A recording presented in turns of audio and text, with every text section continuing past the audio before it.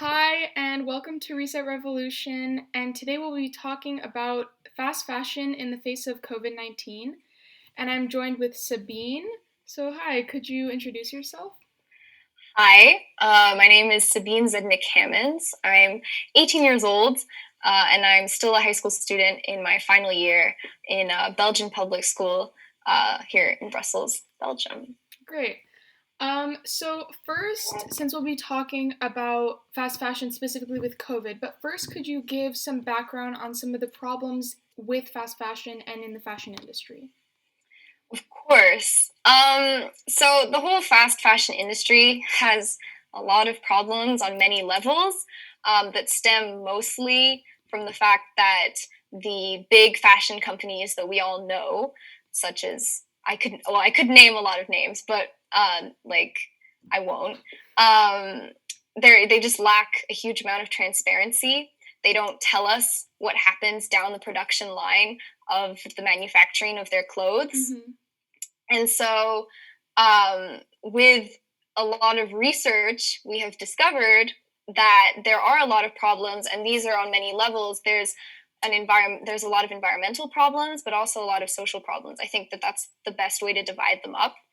The environmental problems affect not only like carbon emissions, Mm-hmm. so like the fashion industry, it accounts for 10% of carbon emissions, of the global carbon emissions every year, Wow. which is a pretty scary big number. And then it also affects water in various ways. So factories, when they're producing your pair of jeans can take about like 8,000 liters of water to make. And that comes down to the fact that they need to dye the jeans and all of the like manufacturing of um, the material for the jeans as well. And so for example, the dyeing process is also has very negative impacts on water because it releases a ton of hazardous chemicals into the bodies of water surrounding the factories, which then has negative impacts on the biodiversity in those waters, but also on the people living around those bodies of water. And so those people can have various illnesses and disabilities due to the polluted water in their communities. So there's a lot of environmental negative impacts. And then, of course, there's the workers that are mistreated in the factories every single day. So it's a pretty complex, scary problem to look at when you actually first hear about it. Yeah, in geography, we learned about cancer villages in China where Hmm. the rivers are so polluted that people, like huge groups of people, just get cancer on like a huge scale. It's so scary. But It's yeah, scary, and it's all just to make our clothes, yeah, which you can't help but feel a little bit guilty that all these yeah, people are suffering just so that you can have your cool shirt or yeah. whatever. So, So how do you think that COVID has affected fast fashion? so COVID has kind of mostly played the role of amplifying a lot of problems that have already existed in the fashion industry for a very long time. If we go back to the very beginning of the pandemic, and so lockdowns everywhere, that meant that retail stores were closing their doors, which basically meant that demand in clothing was dropping very fast. And as a result, the retail companies had to basically cancel orders that they had made to the suppliers and to the factories. But these orders had actually often already been produced, and so the factory bosses had all of these people that had been working for them, and they had expected to get the pay for the orders that they'd received, but the orders were being canceled, so they were left unable to pay their workers, and they had all of these orders that they didn't know what to do with. And sometimes the retail stores were saying, okay, we'll pay for it, but we'll pay for it at a much lower price. So that wasn't much better. And so that left an awful lot of retail workers, which actually it's a majority of women that work in the retail industry in the factories. It left a lot of them losing their jobs. and that was often without severance pay. Mm-hmm. And so they were losing their jobs. They weren't getting paid for their jobs. If they managed to keep it, they still weren't getting paid enough. So I don't know. A lot of the times we tend to think about like the bosses of those factories who like impose these horrible working conditions on their workers as like the bad people, but it's a bit more complicated than that. It's not just their fault. I mean, it's a whole complicated, vicious circle. Yeah. So And it's so hidden. Like they managed to hide it so well. You don't really think about how much goes into making an item of clothing. And especially with COVID, like all of these problems are so hidden. Like we never think about how it affects people in factories and mhm. yeah.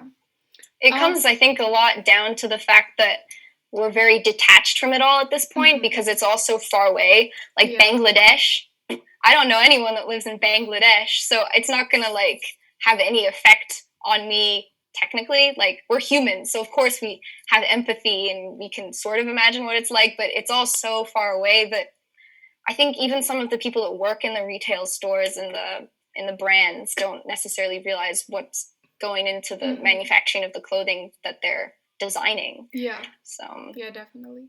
So you've said that you write for a magazine. Could you talk a bit about the activism you've done regarding fast fashion? of course. So the Belgian system at school tends to offer an opportunity to start a mini business to the students in their final year. And so, with a few friends of mine, we wanted to seize that opportunity, obviously, because it's a great learning experience. But I'm not a very business oriented person in the sense that I just want to make a lot of money. Mm-hmm. And so, I wanted to create a business that I felt like would have a positive impact on the community and on like Belgians. Mm-hmm. And so my friends and I were thinking because we all really like fashion and we're all actually quite aware of all of the problems with the fashion industry. We're much more aware of it now. Mm-hmm. We were already aware of it then. And so we were thinking about, okay, well, like, what could we do to like do something about fast fashion? Because like we really want to do something about that. And at the time, we first thought about potentially taking like thrifted clothes and reselling them and things like sort of like Vinted or thrift stores and things like that. But what with COVID and stores being closed, that didn't look very possible. So we ended up choosing to make a magazine in order to talk about the fast fashion problems, but also and mostly to propose alternatives and to say, okay, here's the problem, so that people are aware of the problem because that's a big problem. And then give them a bunch of alternatives. Be like, okay, it's a problem, but here are solutions. And so I created that with 7 of my friends at school, and it's been a very it's making a magazine is not easy but it's been very fun. We managed to make 2 issues, one in February and one in April. We probably won't be releasing another one, but we are going to try to definitely continue the whole journey of activism and all that, because writing articles about all of these problems, I've learned so much. Like some of the statistics that I've told you just now, I would not have been aware of without writing the magazine. So it's been great learning experience, and I think a lot of people have learned a lot from it, which has been really gratifying as well. Yeah, I think that's a really great thing to do, especially with COVID, to like allow people to learn about it in a more accessible way, which is really great. So, lastly, could you talk about your personal relationship with clothes and what they mean to you? Yeah. So I I used to have a pretty negative relationship with clothes.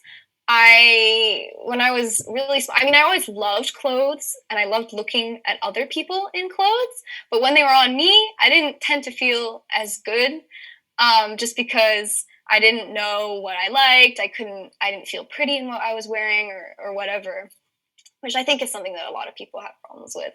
But I most certainly did. And so I sort of just kind of started exploring and fell into thrift stores sort of by accident. Because one, it's cheap. That was the first main reason. Now that's not the only reason as to why I go to thrift stores, but at first that was a very good reason. And so I started wearing like thrifted clothes that were tended to be more baggy, and I felt much more comfortable in pretty baggy clothes, and not having to like show my body too much, which is sort of like what Billie Eilish is all about now. But that was I started like kind of developing, I guess, my own style in that sense. And since then, it's just been a lot of fun to. I mean, I went into a proper like retail store for the first time recently, with like like Zara or something, and I entered. I was like, oh my god, I haven't been into one of these in so long, and it felt so weird, and it feels so much. I mean, it's a personal preference. I like thrift stores because you can find like totally original stuff that no one else will have. Yeah. And so that's what I really like about it. I like kind of being able to express myself, which is also possible in like actual brands. But yeah, that was mostly it. Yeah. Well, thanks. I mean, it's really interesting to see how those personal connections to clothes have inspired your activism regarding fashion. Like, it's really interesting. All right. Well, thank you so much for participating. It's been really interesting to hear from you. Bye. Bye.